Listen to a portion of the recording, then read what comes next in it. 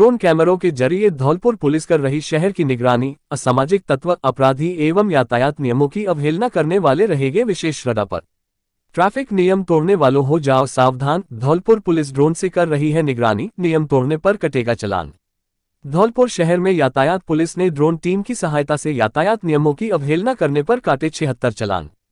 धौलपुर जिला पुलिस अधीक्षक धर्मेंद्र सिंह के निर्देशन में अब असामाजिक तत्वों एवं अपराधियों की अब खैर नहीं है। धौलपुर शहर में पुलिस के ड्रोन कैमरे अपनी पैनी नजर रख रहे हैं। जिला पुलिस अधीक्षक ने धौलपुर शहर में असामाजिक तत्वों व अपराधियों पर शिकंजा कसने एवं अवैध गतिविधियों पर नजर रखने के लिए पुलिस के ड्रोन कैमरों से कवायद शुरू करवाई है। अब ड्रोन कैमरे पुलिस की तीसरी आंख के रूप में काम कर रहे हैं।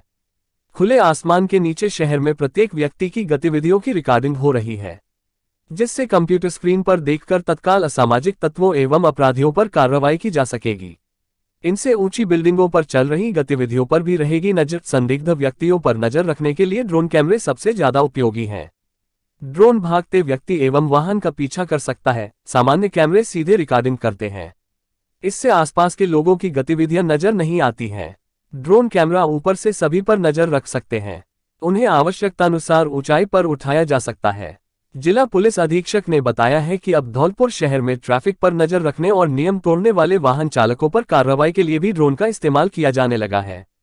ड्रोन टीम के कानी मनीष कुमार व कानी करतार सिंह द्वारा ड्रोन के जरिए धौलपुर शहर में यातायात नियमों को तोड़ने वालों को चिन्हित कर तत्काल यातायात पुलिस को बताया, जिस पर यातायात प्रभारी मंतूराम उप निरीक्षक के नेतृत्व में यातायात टीम ने बिना हेलमेट 49, बिना सीट बेल्ट 1, रोड साइड 2, 3 सवारी व अन्य नियमों की अवहेलना पर 24 सहित कुल 76 चालान किए हैं। यातायात ड्रोन कैमरे की इस कार्यवाही से वाहन चालकों में सतर्कता बढ़ गई। जिला पुलिस अधीक्षक ने बताया है कि ड्रोन कैमरों के जरिए शहर में असामाजिक तत्वों, अपराधियों, यातायात नियमों को तोड़ने वालों एवं गैर कानूनी गतिविधियों पर पैनी नजर रखी। वीर शहीद अब्दुल हमीद को मुस्लिम महासंघ ने खिराज-ए-अकीदत पेश की। मुस्लिम महासंघ प्रदेश उपाध्यक्ष सैयद दानिश अली ने बताया कि वीर शहीद अब्दुल हमीद के शहादत दिवस के मौके पर उदयपुर स्थित टाउन हॉल शहीद स्मारक पर उनको खिराज-ए-अकीदत पेश की गई। अब्दुल हमीद का जन्म 1 जुलाई 1933 को यूपी के गाजीपुर में हुआ था। 20 साल में सेना में शामिल, पाक से 1965 जंग में मोर्चे पर भेजा गया। पंजाब के खेमकरन सेक्टर में 7 पाकिस्तानी पैटर्न टैंकों को किया तबाह। अदम्य वीरता और साहस के लिए मरणोपरांत परमवीर चक्र से सम्मानित। राष्ट्रीय अध्यक्ष हाजी मोहम्मद बख्श ने कहा कि परमवीर चक्र विजेता वीर अब्दुल हमीद ने 10 सितंबर 1965 में पाकिस्तान के 7 पैटर्न टैंकों पर हमला करने का जो साहसिक कार्य किया था वह कभी भुलाया नहीं जा सकता। प्रदेश अध्यक्ष हनीफ खान ने कहा कि शहीद वीर अब्दुल हमीद जैसे सच्चे देशभक्तों से प्रेरणा लेनी चाहिए। देश का मुसलमान देश की आन बान शान के लिए मरना मिटना जानता है। शहीद वीर अब्दुल हमीद का नाम व बहादुरी का कार्य हमारे दिलों में हमेशा के लिए जिंदा रहेगा। इस मौके पर मुस्लिम महासंघ राष्ट्रीय अध्यक्ष हाजी मोहम्मद बख्श, राष्ट्रीय महासचिव KR सिद्दीकी, राष्ट्रीय उपाध्यक्ष हाजी शफी मैके, हाजी शफी इंजी, प्रदेश अध्यक्ष हनीफ खान, संभाग अध्यक्ष तौकीर रजा, माजिद खान, अहमद इंजी, संभाग सचिव असलम खान, जिला सचिव अयूब खान, मोहसिन खान, फैसल खान आदि पदाधिकारी एवं कार्यकर्ता उपस्थित रहे।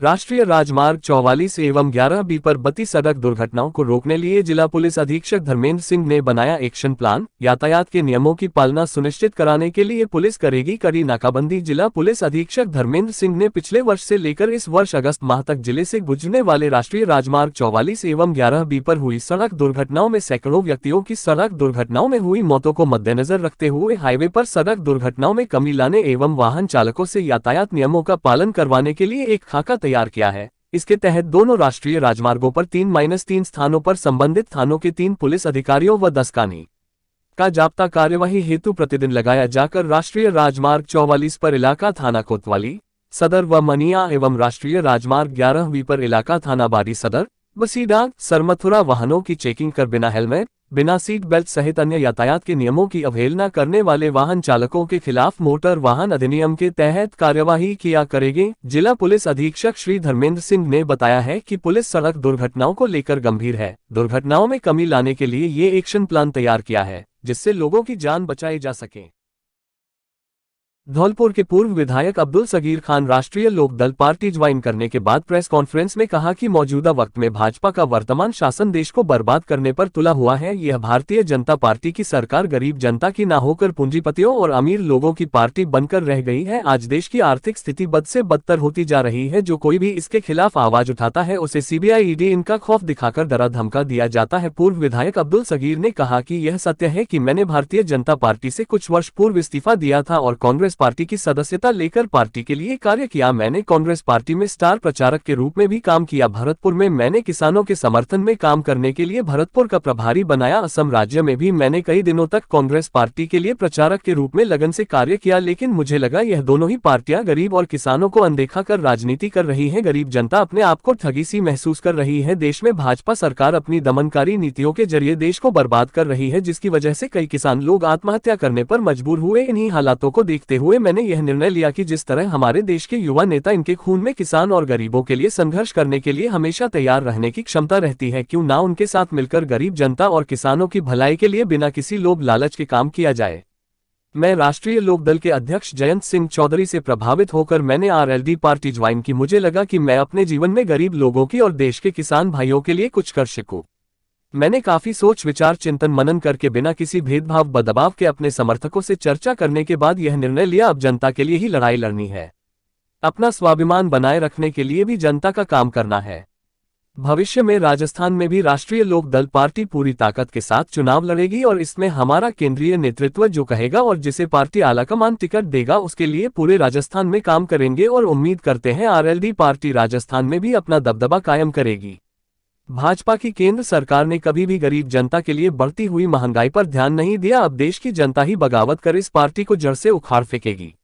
भारतीय जनता पार्टी को केवल दो लोग ही चला रहे हैं, नरेंद्र मोदी प्रधानमंत्री और गृह मंत्री अमित शाह। अभी कुछ समय पूर्व राजस्थान की पूर्व मुख्यमंत्री वसुंधरा राजे को भी पार्टी ने साइड में कर दिया है। इसी तरह अब मध्य प्रदेश के मुख्यमंत्री शिवराज सिंह चौहान को भी बाहर का रास्ता दिखाने के संकेत दे दिए हैं और उनको राष्ट्रीय संसदीय बोर्ड समिति से तथा भाजपा के पूर्व राष्ट्रीय अध्यक्ष नितिन गडकरी जी को भी हटा दिया गया है। इसलिए मैं जनता से अपील करता हूँ, ऐसी भ्रष्ट और नाकारा पार्टी को इनको वापस अपनी जगह भेजने का काम करने का अब समय आ गया है। 2024 के चुनाव में जनता को यह कर दिखाना होगा। आरएलडी के राष्ट्रीय अध्यक्ष जयंत चौधरी ने भी उत्तर प्रदेश में गरीब जनता और किसानों के हित में काफी लंबी लड़ाई लड़ी है और उसका नतीजा भी सबके सामने दिख रहा था। भारतीय जनता पार्टी का जो नारा दिया था, सबका साथ सबका विकास सबका विश्वास, लेकिन इस कथनी करनी पर भाजपा कभी सही साबित नहीं हो पाए। किसानों को भी काफी प्रताड़ित किया गया। किसान भाइयों को काफी लंबा संघर्ष करना पड़ा और धरना प्रदर्शन भी देना पड़ा, लेकिन यह कर्मी सरकार जिसने को कतई तैयार नहीं हुई। इसलिए यह अब लड़ाई खुलकर सड़क पर लड़नी। रोटरी क्लब धौलपुर द्वारा विश्व साक्षरता दिवस के अवसर पर निबंध प्रतियोगिता का आयोजन किया गया, जिसमें स्कूली विद्यार्थियों ने बढ़ चढ़कर अपनी भागीदारी निभाई। इस अवसर पर उपस्थित विद्यार्थियों को संबोधित करते हुए रोटरी क्लब के अध्यक्ष डॉक्टर रेणु निकला अग्रवाल ने कहा कि बालिका शिक्षा से ही समरसता के सिद्धांत को लागू किया जा सकता है, इसलिए हमें खास करके बेटियों को उच्च शिक्षा दिलाने की महती आवश्यकता है। उन्होंने कहा कि यदि एक बेटी शिक्षित हो जाती है तो वह 2 परिवारों को शिक्षित कर सकती है। क्लब की सचिव श्रीमती प्रिया त्यागी ने कहा कि वर्तमान समय में बेटियों ने हर क्षेत्र में अपने आप को बेटों से बेहतर साबित किया है, इसलिए बदलते परिवेश में बालिका शिक्षा हर बेटी का अधिकार है। कार्यक्रम के दौरान डॉक्टर निखिल अग्रवाल ने कहा कि बेटी बचाओ बेटी पढ़ाओ अभियान में सामूहिक भागीदारी अति आवश्यक है और खास करके ग्रामीण परिवेश में इस अभियान के प्रति लोगों को सजग करने की आवश्यकता है। इस अवसर पर आयोजित प्रतियोगिता में प्रथम स्थान हर्षदीप त्रिवेदी, द्वितीय स्थान तनिष्का बख्शी व तृतीय स्थान आशी दिवाकर ने प्राप्त किया। विजयी प्रतिभागियों को क्लब की ओर से सम्मान। विश्व साक्षरता दिवस हर साल पूरे विश्व द्वारा 8 सितंबर को मनाया जाता है। इसी कड़ी में आगे बढ़ते हुए rotary Club of Dholpur city ने एक निबंध प्रतियोगिता का आयोजन किया। प्रतियोगिता का टॉपिक रखा गया कि कैसे साक्षरता भारत की अर्थव्यवस्था और स्वास्थ्य के आंकड़ों में सुधार ला सकती है। 11th और 12th क्लास के आर्ट्स और कॉमर्स स्टूडेंट्स ने इसमें बढ़ चढ़कर हिस्सा लिया।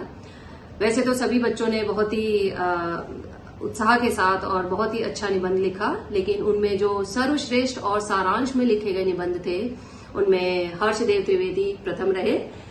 दूसरे नंबर पर तनिष्का बख्शी जो कि 11th आर्ट्स की स्टूडेंट रही और थर्ड जो स्थान प्राप्त किया वो आशी दिवाकर 11th कॉमर्स की स्टूडेंट थी।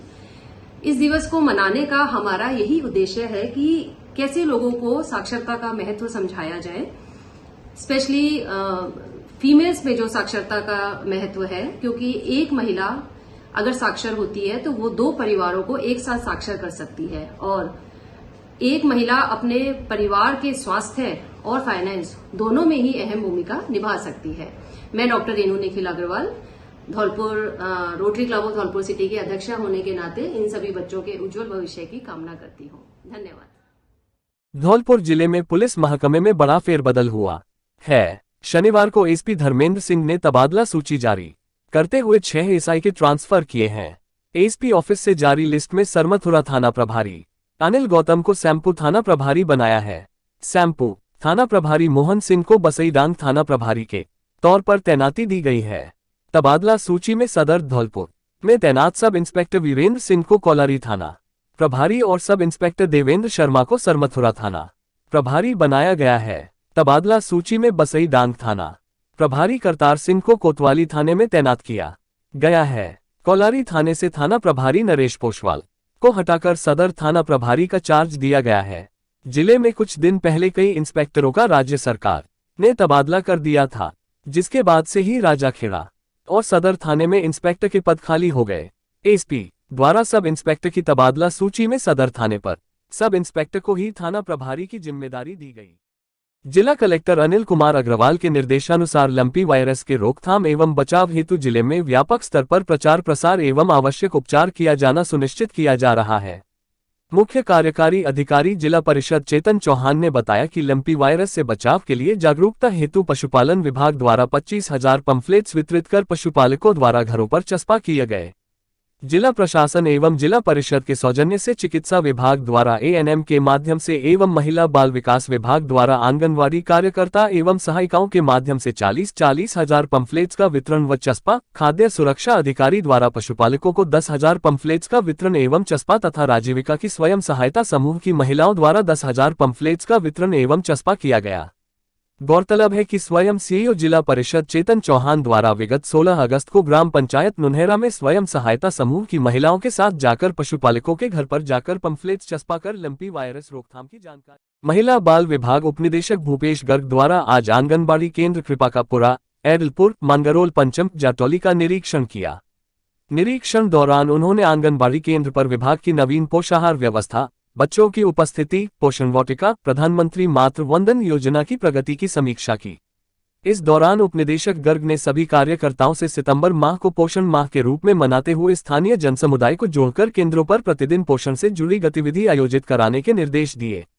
इस मौके पर उपस्थित ग्रामीणों को सरकार की महत्वाकांक्षी जनकल्याणकारी मुख्यमंत्री चिरंजीवी योजना के बारे में विस्तार से समझाकर चिरंजीवी योजना में पंजीकरण की अपील की। साथ ही सभी कार्यकर्ताओं को गृह संपर्क के दौरान प्रत्येक परिवार में इस योजना के प्रचार प्रसार के निर्देश दिए।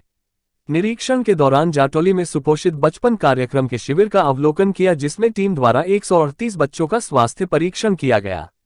मौके पर उपस्थित महिलाओं को चिरंजीवी योजना, उड़ान योजना, हर मंगलवार अनीमिया मुक्त करने हेतु मनाए जा रहे शक्ति दिवस, बच्चों के स्वास्थ्य और पोषण पर विस्तार से चर्चा की। निरीक्षण दौरान रवि शर्मा सहित अन्य मौजूद रहे। धौलपुर की मनिया थाना पुलिस ने रांदौली रेलवे फाटक के पास से एक युवक को अवैध हथियार और कारतूस के साथ गिरफ्तार किया है। आरोपी कोई वारदात करने की फिराक में खड़ा था। पुलिस मौके पर पहुंची तो आरोपी भागने लगा। इस पर पुलिस ने पीछा कर उसको पकड़ लिया। तलाशी लेने पर उसके पास 315 बोर का देसी कट्टा और 2 कारतूस मिले। थाना प्रभारी लाखन सिंह ने बताया कि पुलिस को मुखबिर से सूचना मिली थी कि एक युवक अवैध हथियार के साथ रांदौली रेलवे फाटक के पास किसी वारदात को अंजाम देने की फिराक में खड़ा है। इस पर बरठा चौकी पर नाकाबंदी कर रहे एएसआई श्रीकेश को मौके पर भेजा गया। पुलिस को देखते ही आरोपी मौके से भागने लगा तो पुलिस टीम ने पीछा कर उसको पकड़ लिया। युवक की तलाशी में पुलिस को 315 बोर का देसी कट्टा और 2 कारतूस मिल गए। थाना प्रभारी ने बताया कि पूछताछ में आरोपी ने अपना नाम पतिया उर्फ पातीराम 25 पुत्र उत्तम गुर्जर निवासी चपरौली बताया। आरोपी के खिलाफ पहले भी आर्म्स एक्ट का मामला दर्ज है। थाना प्रभारी ने बताया कि युवक को आर्म्स एक्ट के मामले में गिरफ्तार कर लिया गया है और उससे अवैध हथियार की खरीद फरोख्त को लेकर पूछताछ की जा रही है।